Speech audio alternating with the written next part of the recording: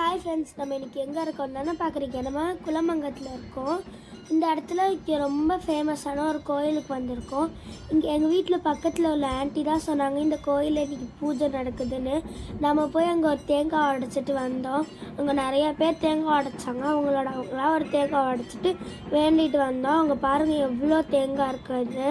இன்றைக்கி இந்த இடத்துல சாப்பாடுலாம் சூப்பராக இருக்கும், வந்து சாப்பிடுங்க அப்படின்னு நம்மளை இன்வைட் பண்ணியிருந்தாங்க. சரியான வெயில், இங்கே ஒரு கூல்ட்ரிங்க்ஸ் இருந்தால் நல்லாயிருக்கும்னு நினச்சிக்கிட்டே இருந்தேன். அதே மாதிரி அங்கே ஐஸ் கட்டியில் போட்டு தண்ணி ஊற்றி நல்லா ஜில்லுன்னு கூல்ட்ரிங்க்ஸ்லாம் வச்சுருந்தாங்க. நம்ம ஹைட்ரேட் ஆகிடக்கூடாதுன்னு. சாப்பாடு மெனு பார்க்கலாமா? மட்டன் பிரியாணி வச்சுருந்தாங்க, சிக்கன் குழம்பு வச்சுருந்தாங்க, தயிர் பச்சடி வச்சுருந்தாங்க, எக்கு வச்சுருந்தாங்க, சிக்கன் கபாப் பண்ணியிருந்தாங்க. சிக்கன் கபாப் 25 kg பண்ணியிருந்தாங்க. அப்புறம் ரைத்தா. சிக்கன் கபாப் நம்ம வறுத்துக்கிட்டே இருக்காங்க, அப்படியே ப்யூராக ரெடி பண்ணுறதுனால ரொம்பவே ஃப்ரெஷ்ஷாக இருந்தது. அப்புறம் இது வந்துட்டு அடைன்னு சொன்னாங்க. இந்த அடை நான் இப்போ தான் சாப்பிட்றேன். அதுக்கப்புறம் இந்த பெரிய பக்கெட்டில் தான் பிரியாணி வச்சுருந்தாங்க. அப்புறம் இந்த சிக்கன் கபாப் ரொம்ப சூப்பராக இருந்தது. வெஜ்ஜை மட்டும் விடுவோமா நம்ம? வெஜ்ஜில் உள்ள மெனுவும் சொல்கிறேன் கேளுங்க. வெஜ்ஜில் அவ்வளோ மெனு இருந்தது. தயிர் சாதம், ரச சாதம், ஒரு வெஜ் மீல், மைல்டான வெஜ் மீல். இது பாருங்கள் மட்டன் பிரியாணி. நான் சொன்னேன்ல இவ்வளோ மட்டன் பிரியாணி இருந்தது. நிறையா மிச்சம் இருந்துருச்சு அப்படின்னு அந்த ஆண்டி சொன்னாங்க. எனக்கு இந்த கோயில் வீடு எல்லாமே ரொம்ப பிடிச்சிருந்துச்சு. வீடு ரொம்பவே ஏஸ்தட்டிக்காக இருந்துச்சு. நீங்கள் நிறையா பேருக்கு கும்பகோணத்தில் ஒரு வீடு இருக்கும், அதே மாதிரி இருந்தது. கறி குழம்பு பாருங்கள் எப்படி சுட சுட இருக்குன்னு. எல்லாமே ரொம்ப ஃப்ரெஷ்ஷாக நீட்டாக ஒரு பிளேஸில் போட்டிருந்தாங்க. வீடை நான் கடைசியாக காட்டுறேன் பாருங்கள். தெருவெல்லாம் காட்டவே முடியல, ரொம்ப ரஷ்ஷாக இருந்தது. நிறையா கார் நின்னது பெங்களூர்லேருந்து வந்ததுனால. இதோ இந்த இடத்துல தான் சாப்பாடு போட்டாங்க. ரொம்ப வெயில், அதனால ரொம்ப ஹைட்ரேட்டடுக்கு வாட்டர் எல்லாமே கொடுத்துட்டே இருந்தாங்க. காடு வந்துட்டு ரொம்ப பழமையான காடு. அப்புறம் இந்த இடத்துல ரொம்ப பழமையான வீடு. இந்த கோயிலும் ரொம்ப பழமையான கோயில் தான். 100 yearsக்கு முன்னாடி இந்த வீடு கட்டினாங்களாம். கடைசியாக நான் உங்களுக்கு ஒரு விஷயம் காட்டுறேன், அதை பார்த்து பாருங்கள். இப்போ நம்ம வீடு உள்ளே போகும்போது அப்படியே ஒரு மாதிரி கூலிங்காக இருந்தது. இந்த இடத்துலலாம் எப்பயுமே வெளியில் தான் படுப்பாங்களாம். வெளியில் தான் படுப்பாங்க, இல்லைன்னா ஹாலில் படுப்பாங்களாம். ரூமில் படுக்க மாட்டாங்களாம். அதனால் ரூம்லாம் சின்னதாக இருந்தது. ஹாலை சொல்லவே வேணாம், சரி பெருசாக இருந்தது. அப்போவே வீட்டுக்குள்ளே மாடி வச்சு கட்டியிருந்தாங்க. இந்த வீடே ரொம்ப ஏஸ்தட்டிக்காக இருந்தது. அப்புறம் இந்த தூணை பற்றி சொல்லியே ஆகணுங்க. தூண்லாம் அவ்வளோ அழகாக, நம்மளால் அந்த இருக்கிற கட்டிலெல்லாம் நவுத்தவே முடியல. நம்மளை விட அந்த கட்டில் மரத்துலேயே செஞ்சுருந்தாங்க, ரொம்ப வெயிட்டாக இருந்தது. அப்புறம் இதுலேருந்து 2 பார்ட்டிஷனாக வீடு பிரிச்சுருந்தாங்க. அந்த இங்கே ரொம்ப வயசான தாத்தா பாட்டி இருக்கிறதுனால ஒரு சைடில் மட்டும்தான் வீடு எல்லா திங்ஸையும் ஷிஃப்ட் பண்ணிட்டாங்க. இன்னொரு சைடு நார்மலாக பீப்புள் யாராவது வந்தாங்கன்னா தூங்குறதுக்கு ஒரு இடம் ரெடி பண்ணியிருந்தாங்க. அப்படியே கொஞ்சம் அப்படியே முன்னாடி வந்தோம்னா இந்த இடத்துல கிச்சன் வச்சுருந்தாங்க. அப்புறம் இங்கே பெரிய ஹால், இந்த இடத்துல எல்லோரும் உட்காந்துட்டு பேசுகிற மாதிரி. அப்புறம் வெளியில் வந்தால் ரெஸ்ட் ரூம் இருந்தது. ரெஸ்ட் ரூமே நல்லா ஸ்பேஷியஸாக. அந்த சைடு வாஷிங் மிஷின் வச்சுருந்தாங்க. வெளியில் வந்தால் இந்த இடத்துல தூணு அந்த மாதிரி வச்சுருந்தாங்க. இந்த கபோர்டு அங்கே உள்ள எல்லாமே ரொம்ப ஏஸ்தட்டிக்காக இருந்துச்சு.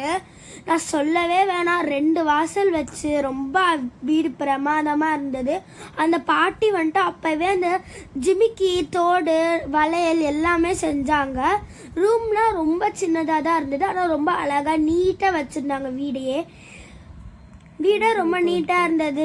2 வாசலில் இது ஃபஸ்ட்டு வாசலில் இருந்தது. எல்லாம் உள்ளே வருவாங்க. இந்த ரூமில் ரொம்ப அழகாக அவங்க பீரோ அடுக்கி வச்சுட்டு, அப்புறம் அதுக்கு எய்த்தாப்பில் அப்படியே குட்டியாக சாமி ரூம் வச்சுருந்தாங்க. சாமி ரூம்லாம் ரொம்ப அழகாக இருந்தது. அப்படியே வெளியில் வந்தோம் அப்படியே வெளில வந்தோன்னா இந்த இடத்துல ஒரு ஹாலு. அப்படியே மாடிக்கு போகலாம். மேலே பார்த்திங்கன்னா மர ஒட்டுன்றதுனால சுத்தமாக வீட்டுக்குள்ளே வெயிலே தெரியல, அவ்வளோ கூலிங்காக இருந்தது. கூலிங்னா அப்படி ஒரு கூலிங், ஏசி போட்ட மாதிரி ஜில்லுன்னு இருந்தது. அந்த ஃபேனுக்கும் இதுக்கும் தான் செட்டாக இருந்தது. ஃபேன் ஆஃப் பண்ணிட்டு இருந்தால் கூட அவ்வளோ கூலிங்காக இருக்கும். அப்போவே பிளான் பண்ணி சூப்பராக கட்டியிருக்காங்க. மேலேயும் தேக்கு மர ஒட்டு அப்படின்னு சொன்னாங்க.